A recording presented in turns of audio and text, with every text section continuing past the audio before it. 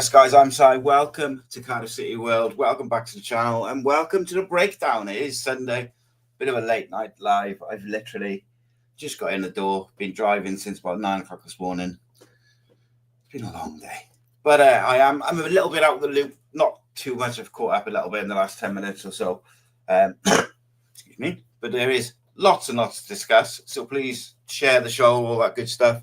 Make sure if you're on YouTube, you drop a like, helps us a lot. And if after the show, please do drop a comment on the video because it helps us grow and helps us go up the algorithm on YouTube and stuff like that. There is a lot to discuss. A 2-2 draw, which I thought was a really unfortunate result. I thought we deserved 3 points.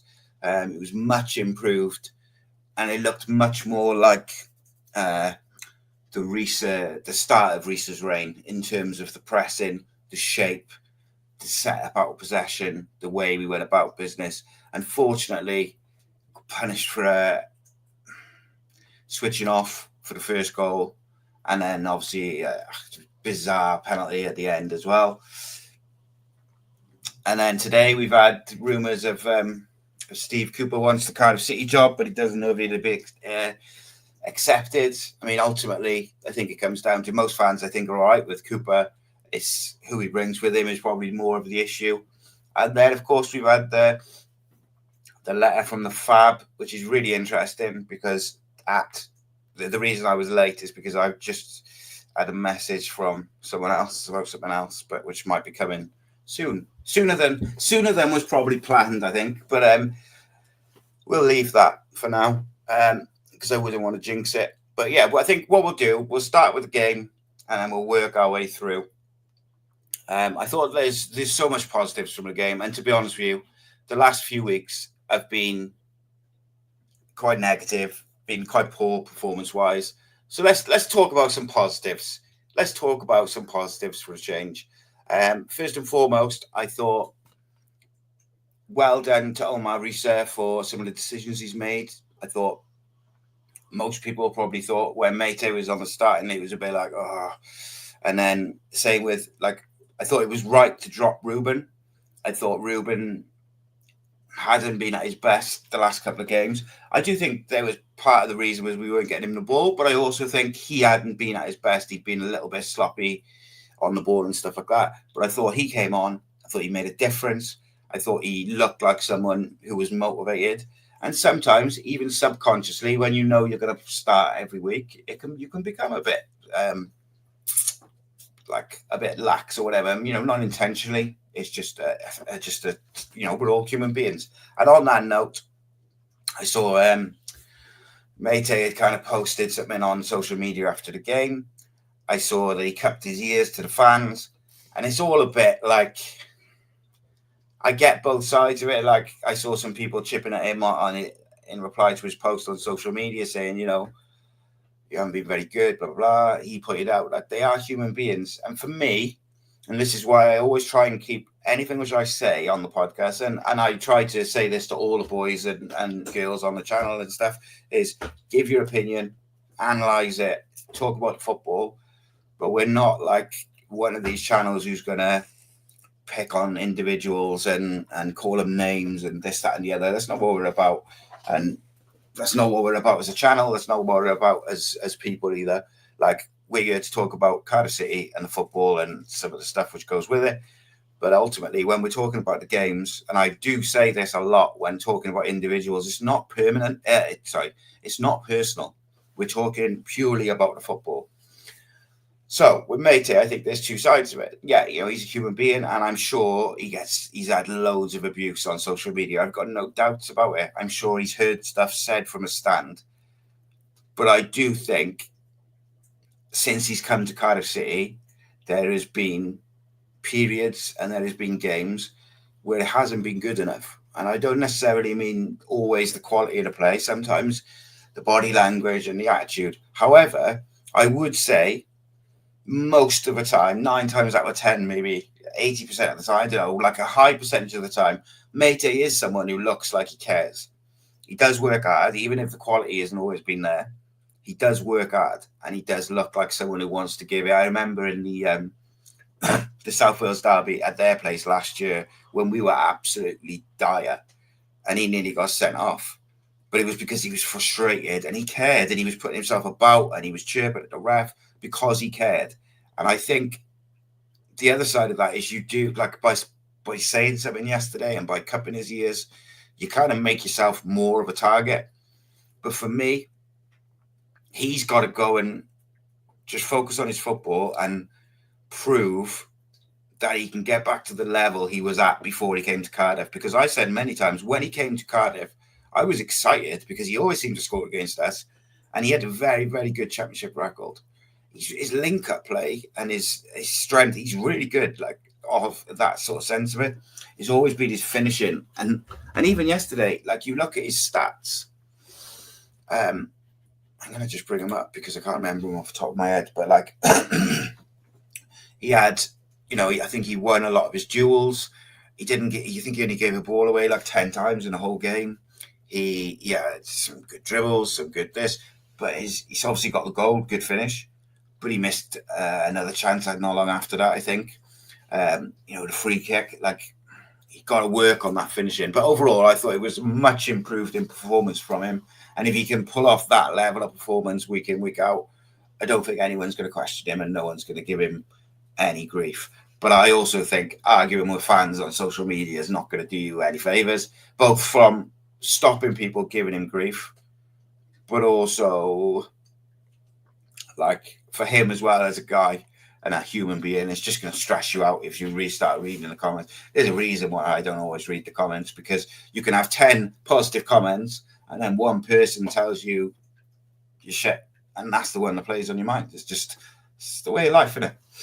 It's just the way, we're the human beings at the end of the day. But who else was good? I thought gutted about Turnbull. I was really disappointed because one of my favourite things about him, now that he's playing in that, I know he played a bit further forward at the start yesterday, but one of my favourite things about him, especially playing in that number, sort of number 8 or whatever, is he always looks to play forward and he always looks to try and break the lines. And that's something that we do lack when he's not in there. Alex Robertson is just quality. What a footballer he is. I don't know if you've seen the camera angle of his goal from behind him, like the swerve on it, but everything he did was just beautiful. Like, just tidy, doesn't give the ball away, won his duels, won his aerial duels, everything, interceptions, blocks. Like, he's the real deal. For such a young man, he's going to be real special. And he is a player who I think that we should just enjoy while he's here, because he is that good and he's that young that I don't think he'll be here forever.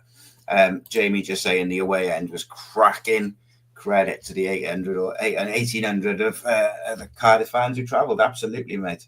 It was good. It was good to see Reindorf. And, like, I saw some people saying, oh, yeah, he's raw and you can see why he hasn't played. To me, he did everything which I was expecting and everything which I'd have been wanting him to do for the last several, God knows how long, weeks, is enthusiastic pressing and energy and directness, raw ability, if you like. That's all I wanted to see from him off the bench, 15, 20 minutes against tired defenders. And, like, he didn't get a goal or particularly trouble them in terms of creating a chance. But if you're chasing a goal and you've got someone like that up front, that just causes mayhem against nervy defenders. As it was, they were chasing a goal, but, like, in a game, like the Blackburn game when Turnbull scores the penalty or the rebound of the penalty, like, if you could put someone like that on and just cause a bit of mayhem against a team that's out of form, I think that's a vital tool. So it was real good to see him. Jamalu Collins back in the side. I thought he did all right. I didn't, like, in my personal opinion, and again, it's not a personal thing at Jamalu Collins, in my personal opinion, Joe Bagan is ahead of him in the pecking order for me. I think defensively there's not much in it, but Joel just offers more in that aggressive sense. Psyopis was a game of two halves, like, pretty poor in the first half, and then the second half I thought he was really good. Good to see Rinamoto, but only for a minute, so wasn't really wasn't great. Like, but overall, as a team, I thought it was really, really a good performance. And after some bad performances, going to a Coventry team with a new manager, albeit he hadn't had any training sessions, so it was unclear how much influence he was going to have. But he did change the system, so he's had a bit of influence. I thought we did well. I thought it was good. I thought we pressed well. We had a nice shape about us when they had possession, and I thought everybody generally did their job. I thought Periangi was really, really good, but he switched off once for the goal in the first half, and it was a schoolboy error. And you could see he knew it as well. Like his head in his hands as soon as it went in, he knew what he'd done. And I thought he was pretty good after that. Really tidy with the ball, physical, won his duels again, very good. But just unfortunate like that. That 3 points would have been such a lift. And look, a draw's away in the championship is good. Whatever, like whoever you play, it's hard to get points in the championship away from home. But to get done by a ropey penalty right at the end after such a good performance is frustrating. So I forget the name of the journalist who put it out. What was his name? I want to say Phil Blanche, but I don't know if that's right. So apologies. I haven't got Twitter up with me at the moment. But he basically came out and said Steve Cooper was very much interested in the Cardiff City job, but doesn't know whether the fans would accept it, blah, blah, blah. And as I said at the top of the show, I'm pretty sure that most Cardiff City fans would jump at the chance to have Steve Cooper as a manager. He's a very, very good manager. Probably I think he's one of them, which is probably too good for the championship, but maybe not quite top Premier League level yet. But as a coach, a man manager, a motivator, likes to improve players individually and the collective as well. I think he's an excellent manager. And I think if you're giving me the choice of him and some of the other names mentioned, I probably want to go with him. Now, the sticking point is obvious. Wherever he goes, he takes Tate with him. And as I said many times before, I don't particularly want to see Tate in a Cardiff City shirt or a Cardiff City tracksuit. And I'm pretty damn sure he doesn't want to wear one. So it's like, what do you do? Is he going to change his assistant to come? Well, let me tell you something, right? If he was to change his assistant to come, that would show that he really, really wants this job. Because as far as I'm aware, he's taken Tate everywhere he goes since he was at Swansea. I don't have too much of an issue with Cooper having those kind of previous Swansea links. We've had it before over the years. And actually, if you look back over the years, the guys that we've had who've played for both clubs or managed or whatever, done all right. Because they know what it means. They know the passion of the fans. They know what's expected. They know what's unacceptable, etc. For me, it's a no-brainer. Going to cost money, though, because I would imagine he's on gardening leave because he's just been sacked. And it's how far along are other things. Like, we've heard about Slaven Bilic for feels like forever now, but he wasn't available till January. Then he was available. Then he's not. Then he is. Then he's talking to Athens and another championship club, and it's never ending. For me, like Steve Cooper is the guy. When you look at who we're talking about, right? Let's look very quickly off the top of my head at the managers who could potentially come in or have been linked. You've got Bilic, Steven Schumacher. Really rate him. I think he's a great manager. I know some people disagree whether he's the right guy. From a footballing point of view, I think he'd be a good appointment. Can he deal with the rest of the stuff? Maybe not. I don't know. Like Ryan Lowe, you've got Rowett. Unfortunately, Tony Mowbray's out of the running due to health. You've got Ruben Sellers. You've got a couple of other guys. You've got the guy over from Corvick. It's a no-brainer for me. Like Cooper's the best option out of all of them. So I'm not really sure, like, what the club will do. Like, obviously, the Fab have written a letter asking for some communication and some answers and a few bits and pieces. I'd imagine they will get something back. It's just whether it says the same things, or whether there is like a bit of detail in it and a plan, because it doesn't feel. I think that's the thing which is upsetting for Cardiff City fans, certainly for me, and I'm sure I wouldn't imagine there's many who disagree. It's the lack of communication and the lack of a plan. It looks like we don't know what we're doing and we don't know what we want to do. That's a massive issue. Like, to not know what you want to do and where you want to go going forward, and you're in the middle of the season, coming into the most important period of the season, and you've got an interim manager who doesn't know if he's staying or going, and you've got a list of managers who we don't seem any closer to appointing. I'm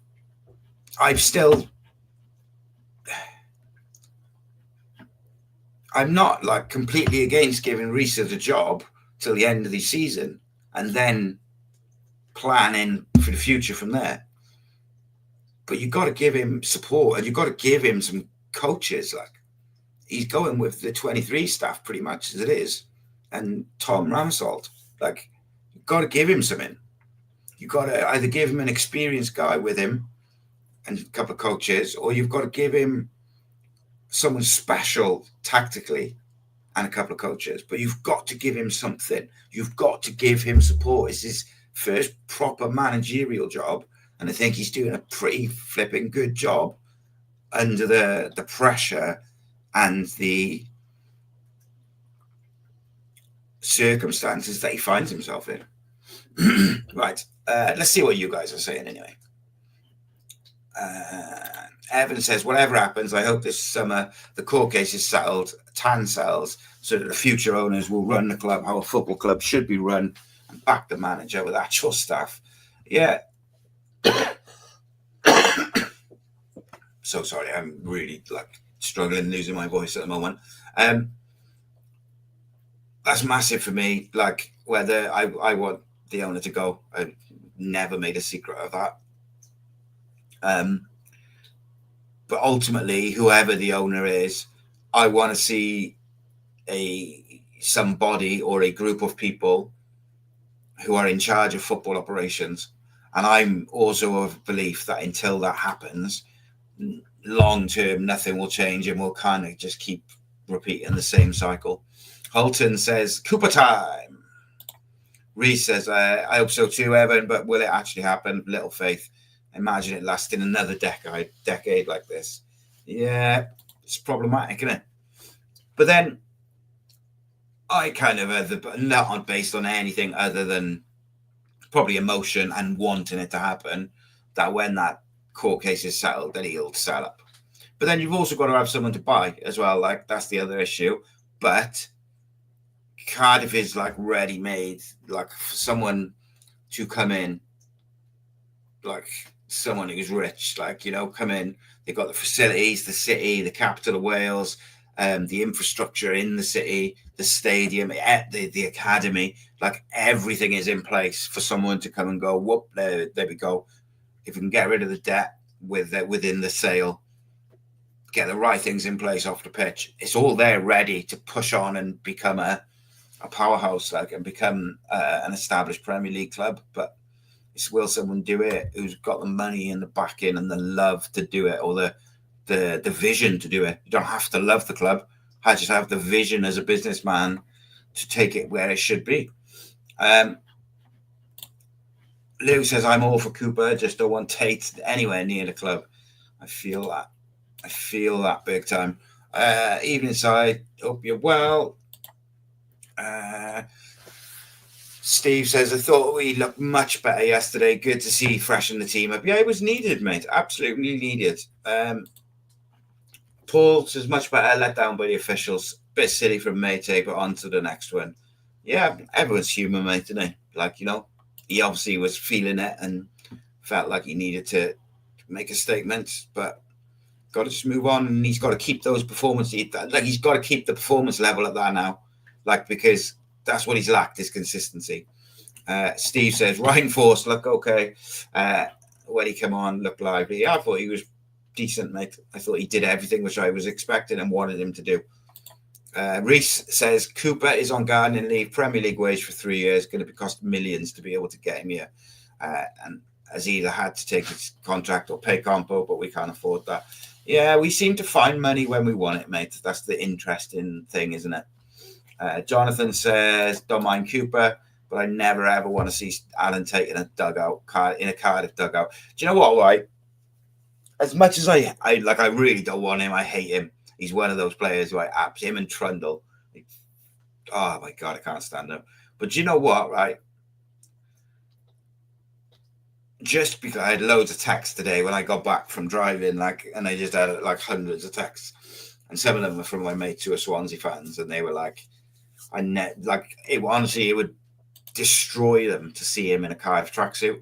So part of me wants it to happen just for the pain it would cause up west, but I think it's too much to me. I just don't think I can. But Aaron says professional players should remain professional.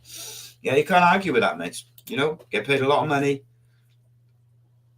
Part and parcel of it. And at the end of the day, I will add to what I said about it earlier, is people wouldn't be giving him as much criticism if the performances had been there. I'm sure you'd still get idiots, but generally speaking, the criticism of the football wouldn't be there if the performances and at some points the effort levels maybe have been better. But overall, I'm against abusing players. I just think it's, come on, we're all grown-ups, we understand that people got feelings, people got lives. We all love the football club, but you don't need to abuse people. I'm not about criticism. Criticize, we talk about football. Sometimes it's good, sometimes it's bad, sometimes it's in between. But you don't need to be personal, Aaron adds, players should do their talking on the pitch, 100%. Rhys says he's put a target on himself now. After that, he's got to perform. Yeah, maybe. Holton says, any plans for a watch along on match day? So the problem is, we might do some away ones, maybe, but the problem is the home games that most of us go. So there's no one to do them. However, I do want to do some more match day content of some type. So I did think about trying to get some people at the ground, getting opinions, but I think it's just, I don't like it. I don't like that type of content particularly. So as much as I want to bring more match day content, I don't know if it'll be that, but watch alongs is definitely something which it kind of got a plan, not planned for, but it's on my mind. It's just trying to work out logistically how to do it. But obviously the other side of it is the more the subscribers grow and the more the members go, we naturally will do more content as well, particularly the members, because that allows us to do stuff. My long-term goal is I would like to do a post-match show in a studio or in the stadium, straight after the game, and maybe have a couple of fans on and stuff like that. That's the long-term goal, but got to grow the membership for that, I think.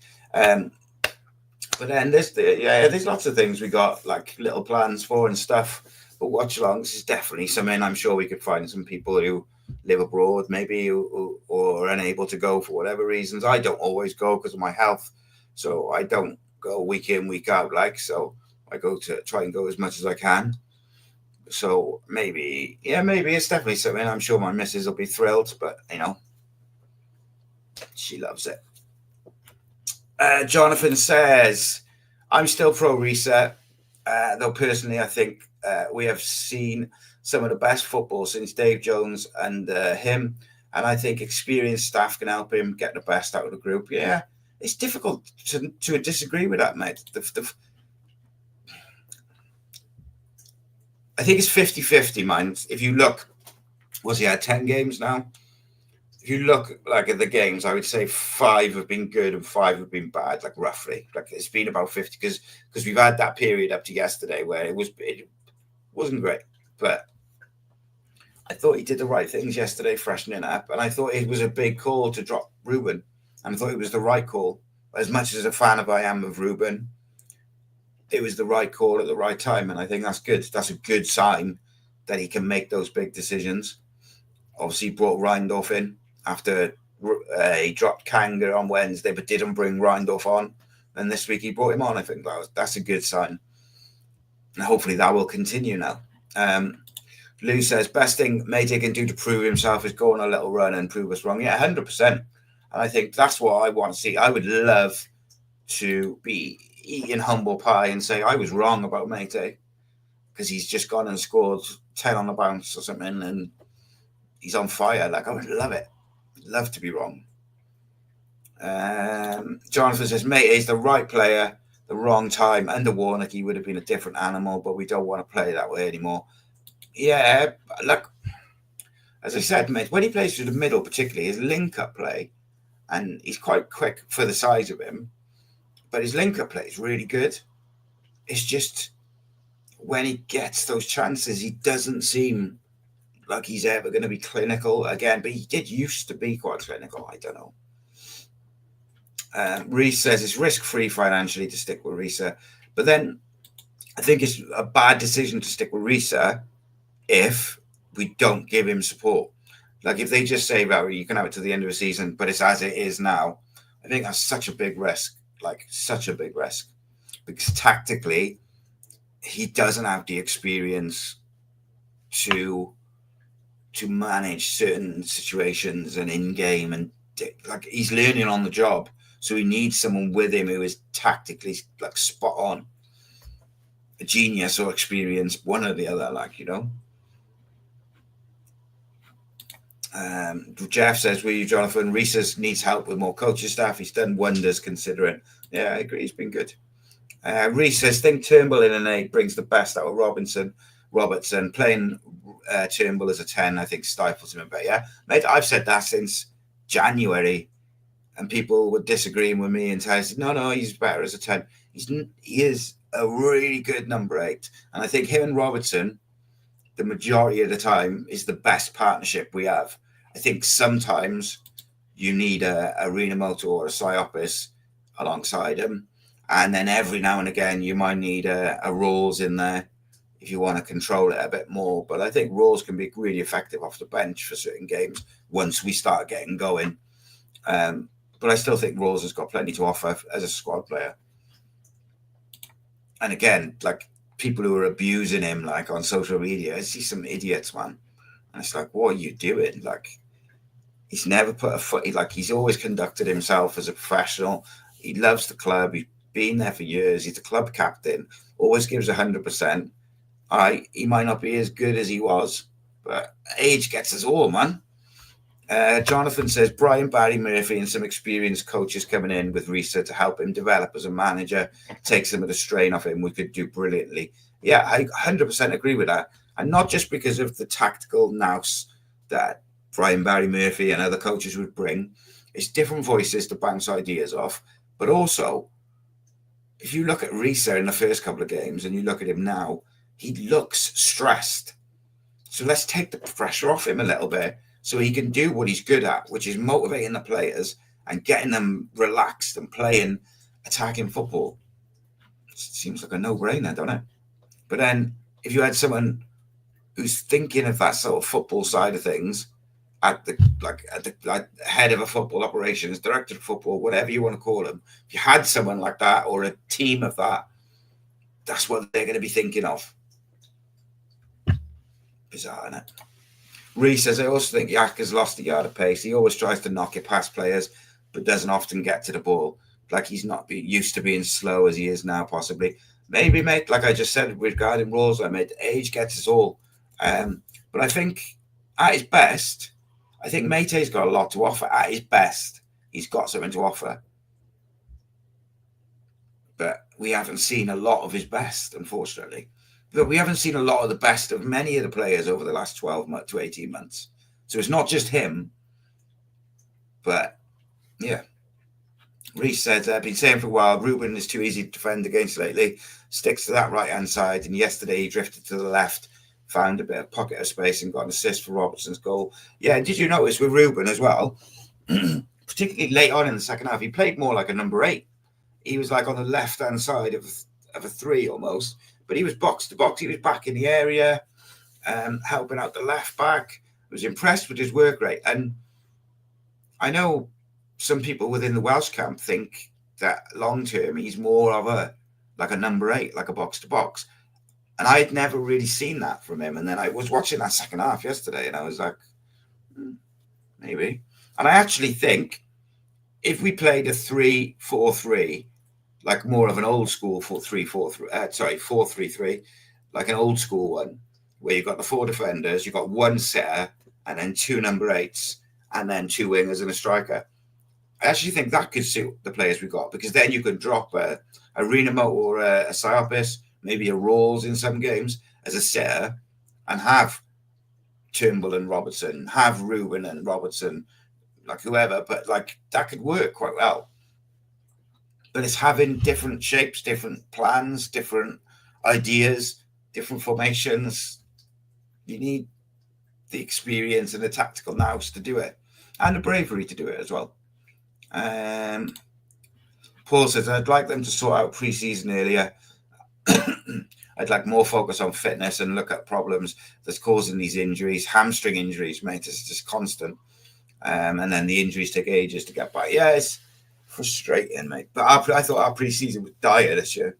The standard of teams we played, it was obvious we were going to have a slow start because we didn't play anyone who was any good. So, yeah, like, I think that, again, though, if you've got a football structure, like, just as an example, I'd say you've got a director of football or operations or whatever. Then you've got like a technical director and someone else, whatever the job's called. So you've got like the big boss of the football side, and then you've got a couple of people, like a mini board of football side. So they don't deal with anything commercial, anything business-wise, anything. They are just about the football. They kind of are making those football decisions. That's the sort of thing they were going to sort out pre-season. Who are we going to play? Why are we playing them? What fitness are we going to do? Obviously working with the coaching staff. And you have it all planned by bloody Christmas for the summer. I noticed the club are advertising for a new analyst. That's interesting, isn't it? Someone was on about that last couple of months ago. Can't remember who it was. Imagine. But there we go.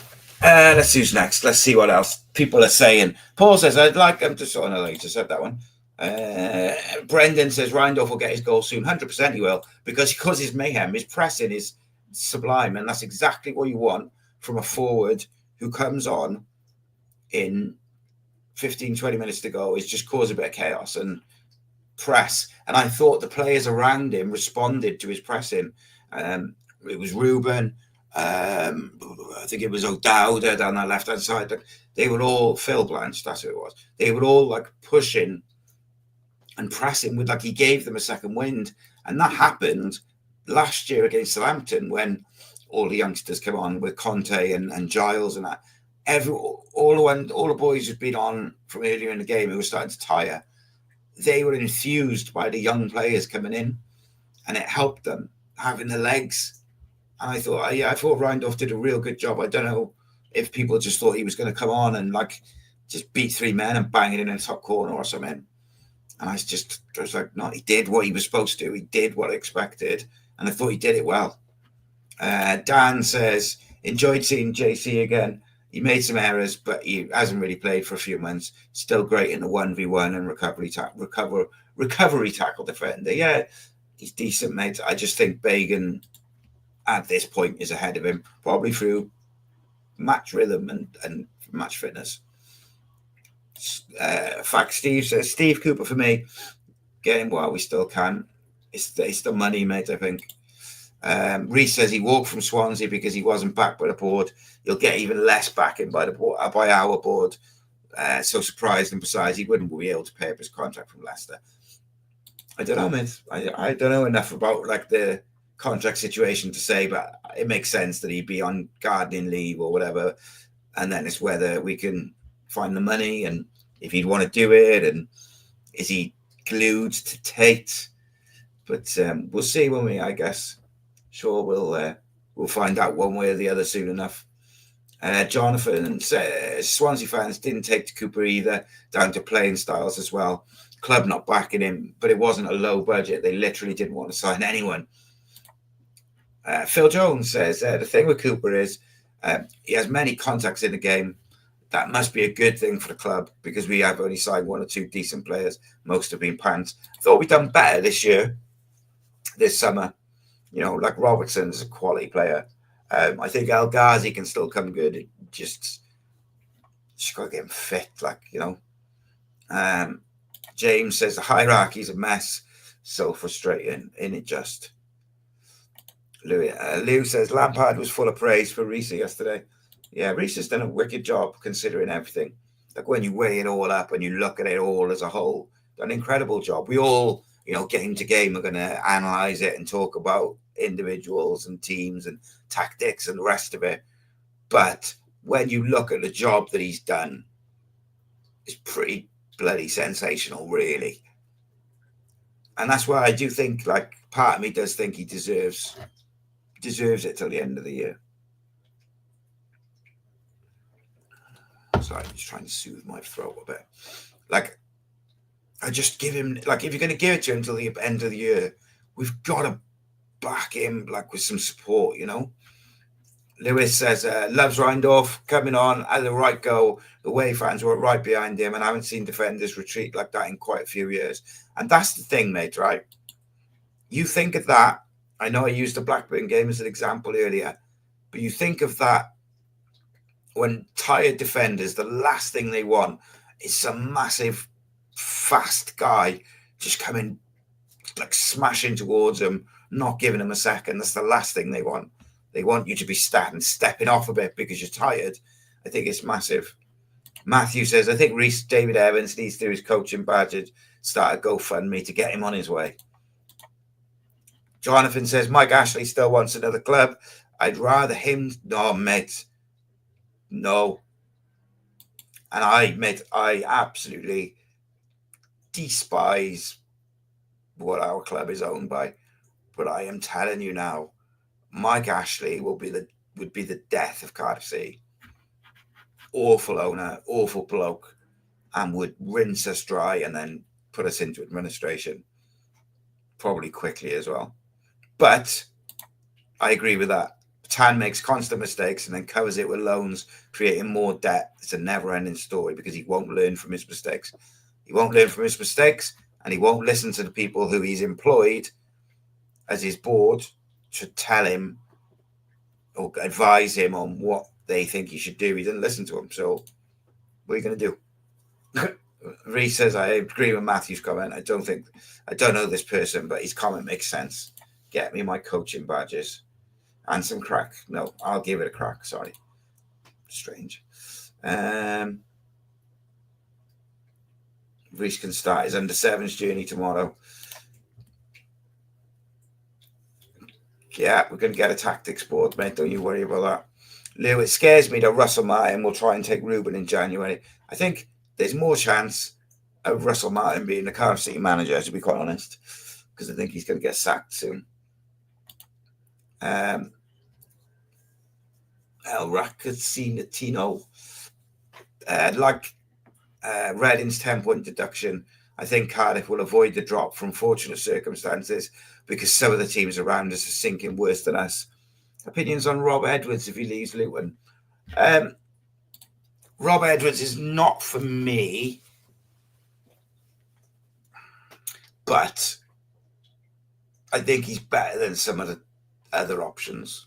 He's not for me. There's a couple of managers I'd rather before him, but I wouldn't be devastated if he got a job, but he wouldn't be my first pick, if that makes sense. Does that make sense?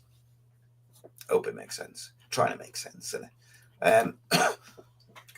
Excuse me, sorry. Jonathan says, I think Siopis next to Robertson allowed Robertson freedom to get forward, and he was brilliant. Yeah, I thought Siopis was a bit ropey first half, but second half I thought he was really, really good. I thought it was real game of two halves.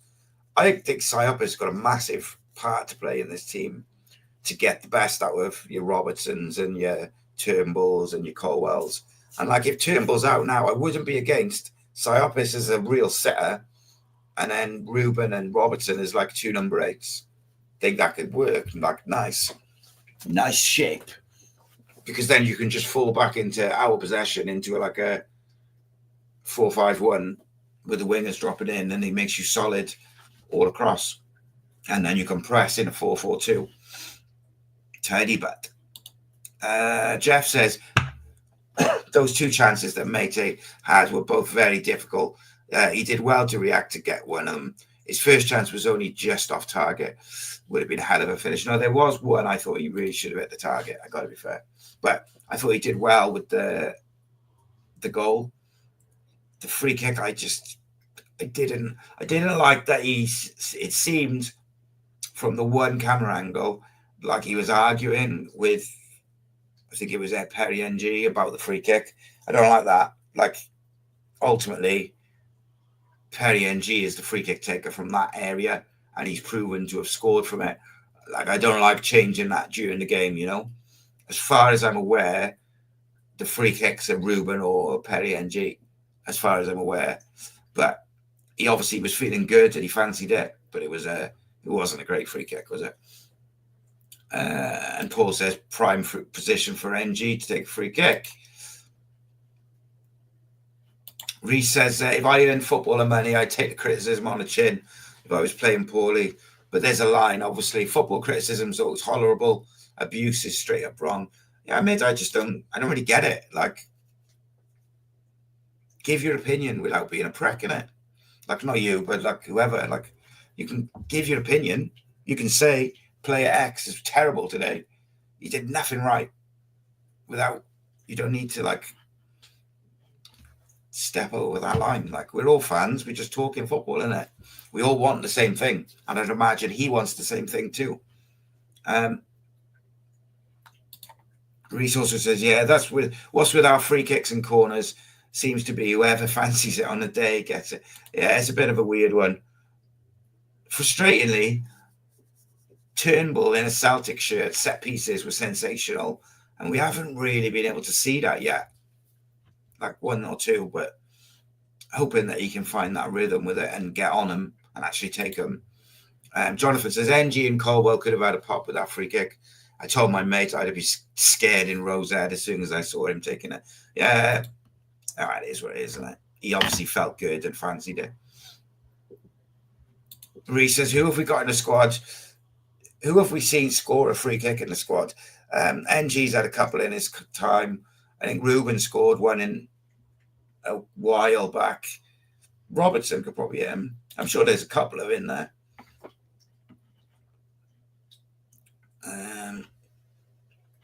Martin Keane says, I'd like to know what coaching Ramsey does in his spare non-playing time. We've 2 child prodigies in Colwell and Robertson. What can Rambo contribute to their development?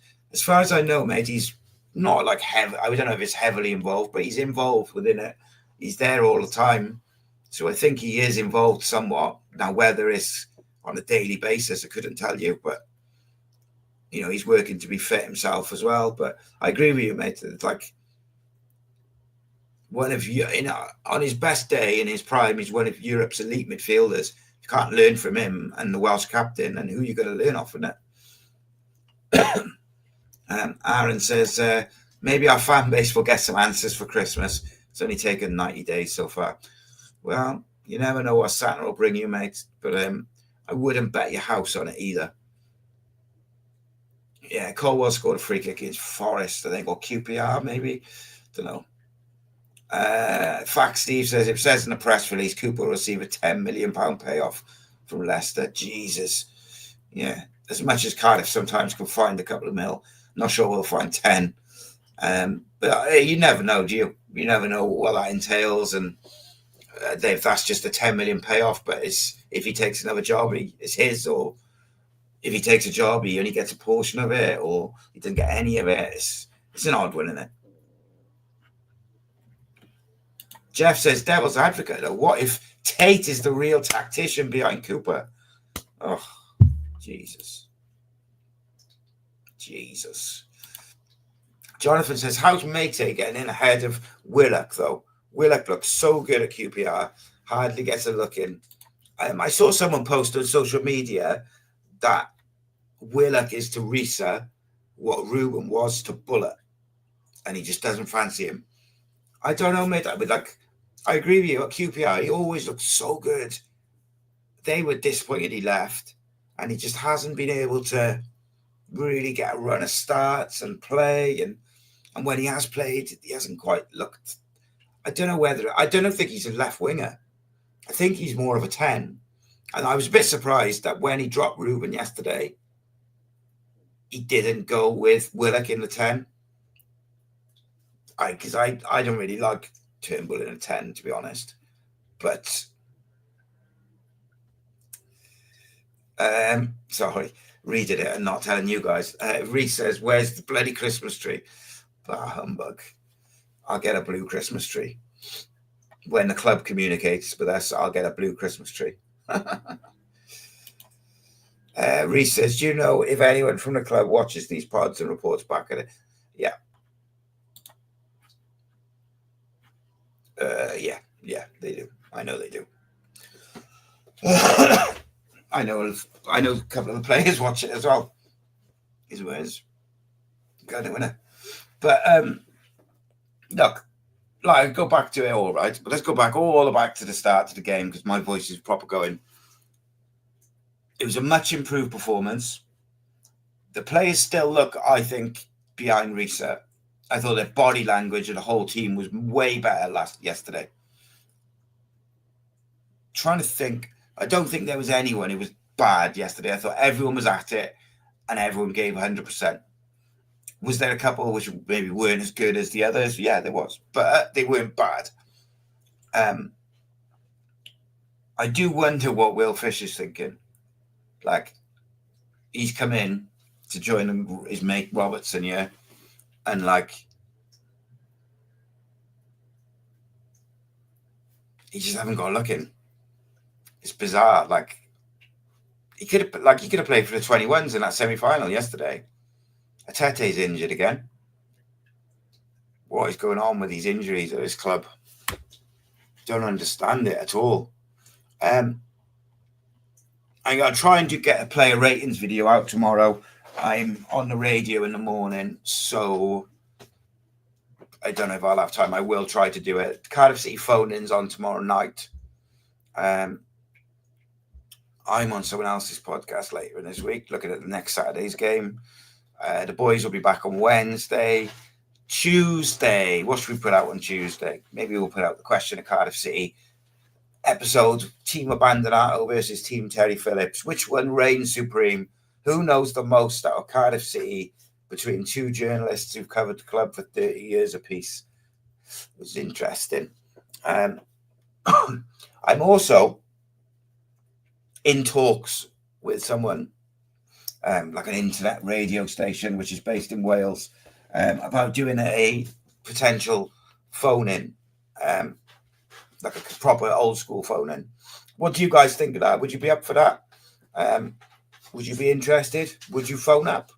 Because, if I'm going to do it, I need people to phone. But it would be very much like an old-school one, probably like a midweek thing. Talking, like we do, but it'll just be phone calls and on the radio. But I'm interested in what you guys think. I could always maybe speak to them about streaming it as well. You never know. But we'll see. Let me know what you think of.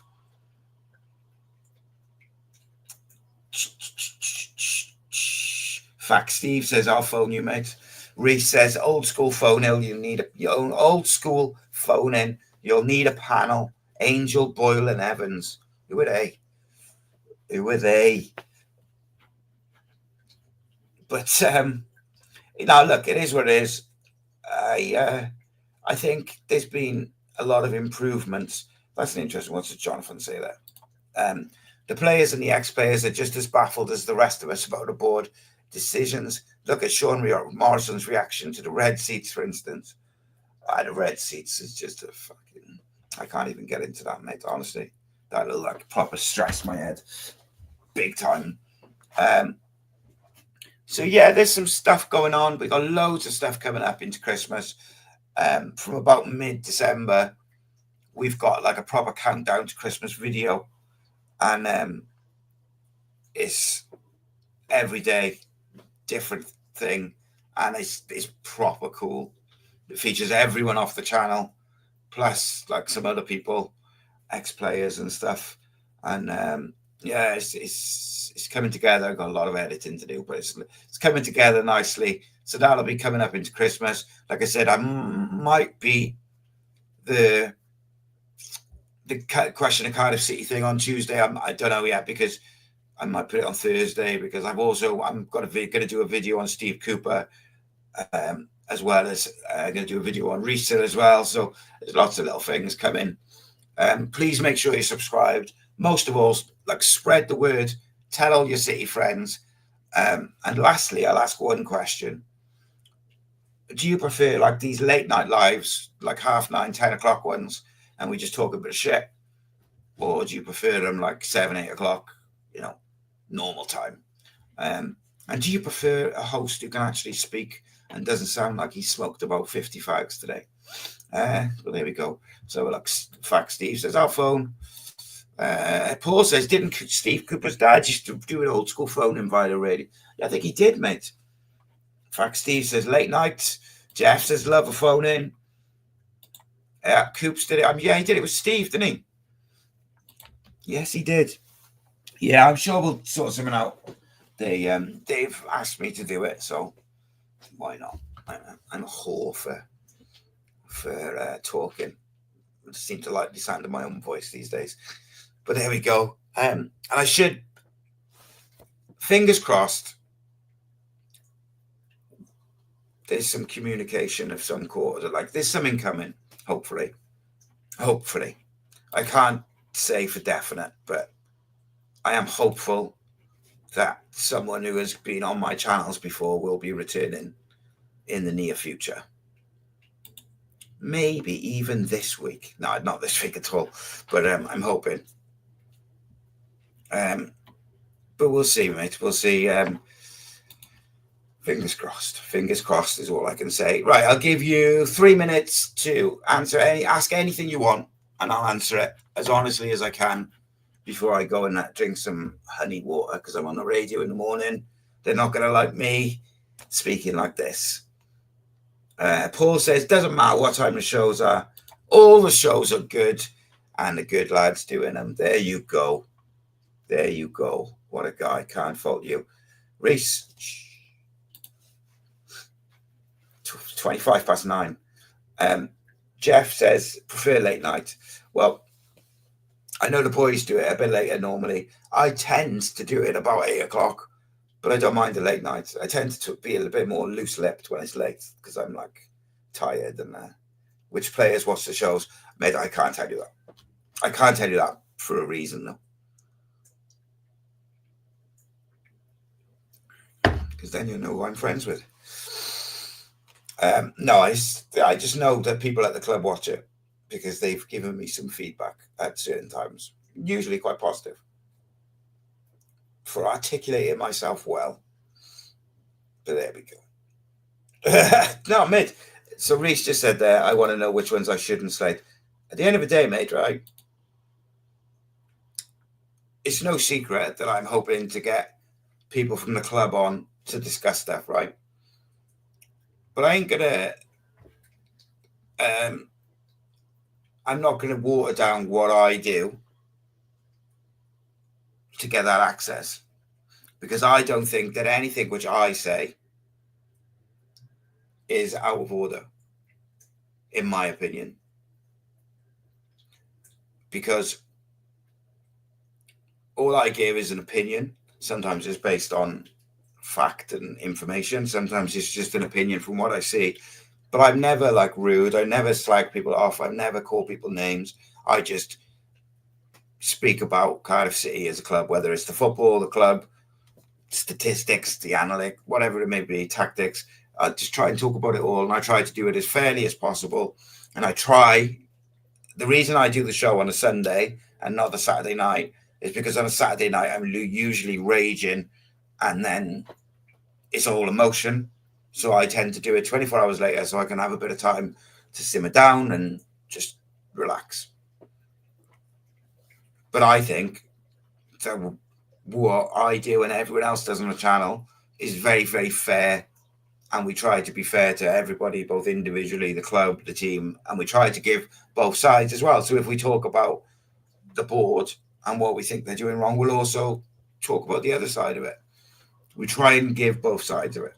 And as far as I'm concerned, anyone on the channel is entitled to their opinion.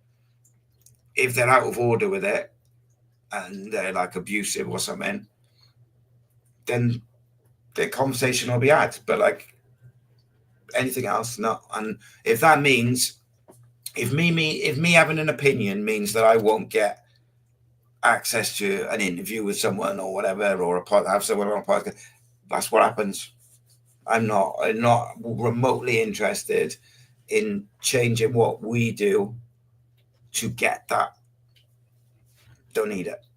I would like it, but I don't need to change what we do to get it. Maybe I'm wrong. Maybe I'm naive. Don't know. But we'll stay true to what we do. We're, at the end of the day, this is a Cardiff City fan channel for fans by fans. And if we water it down because we want to keep access or we want this, we don't get access because I'm not sure they're a fan of me. But like the point being, if we water down what we do to get access, then we're not authentic then. And in my opinion, people can tell when you're not authentic because they see through it. If you play like a character or you like strumming stuff up or whatever, like people see through that these days. Everyone's got the internet. Everyone's got a view. I don't know. Maybe I'm just talking shit now. Who knows? Jonathan says, do you think Kenneth Shaw will do a show? I'm not going to say the rest, but no. He says, do you think Kenneth Shaw will do a show? Tell us what he actually does.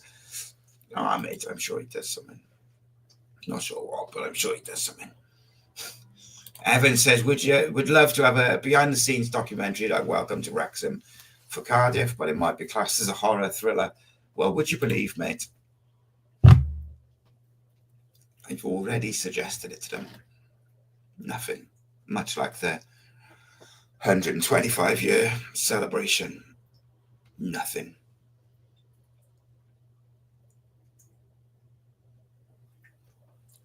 Right, I'm really losing my voice now.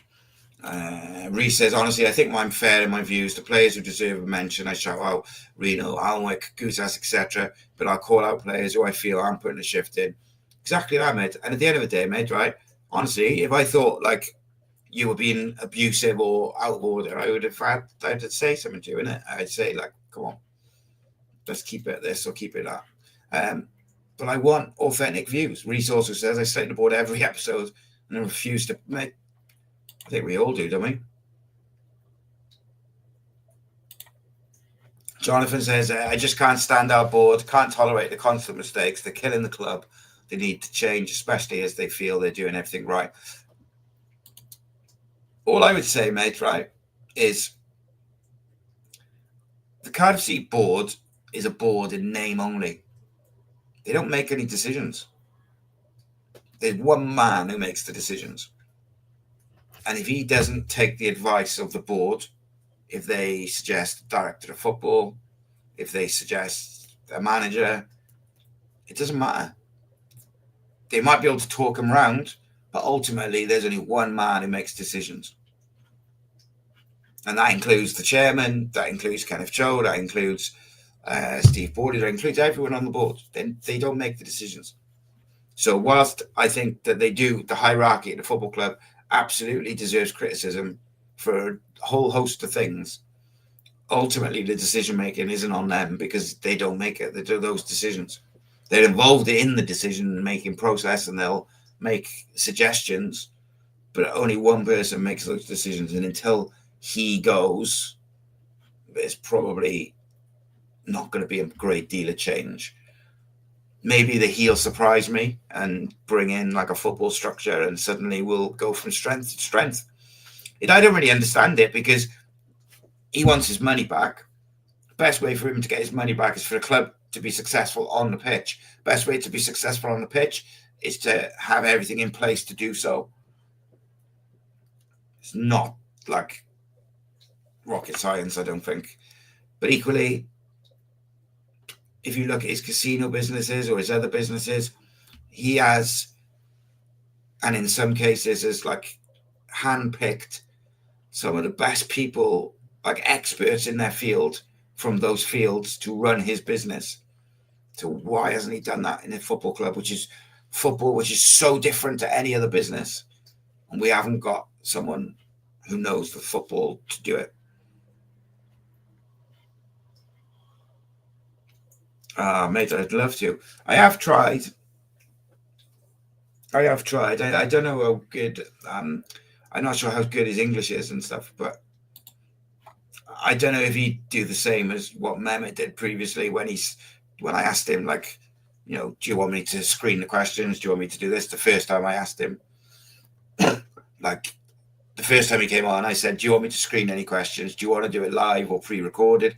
Because obviously it was a big opportunity for me at that time. And I was like, you know, trying to accommodate him. And he said, no, let's do it live and we'll just do it. And so then the only rule which I put in place is that I will ask any questions as long as they are respectful and not ridiculous. Like, that's the only rule. And I put that in place, not him. Or like he didn't ask for it. Rhys says, imagine Swansea home, Sky TV, sellout game, banners, Dalman out, Chow out, Tan out, protests, etc. It would embarrass them.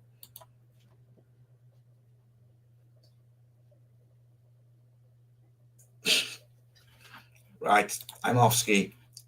Appreciate you all. Hopefully my voice will be back next time I'm on. I will try and get a player ratings video out tomorrow. But Cardiff City phone in tomorrow with an all-new panel. And, 7 days a week, baby. Cardiff City. Spread the word. Keep the faith. Subscribe.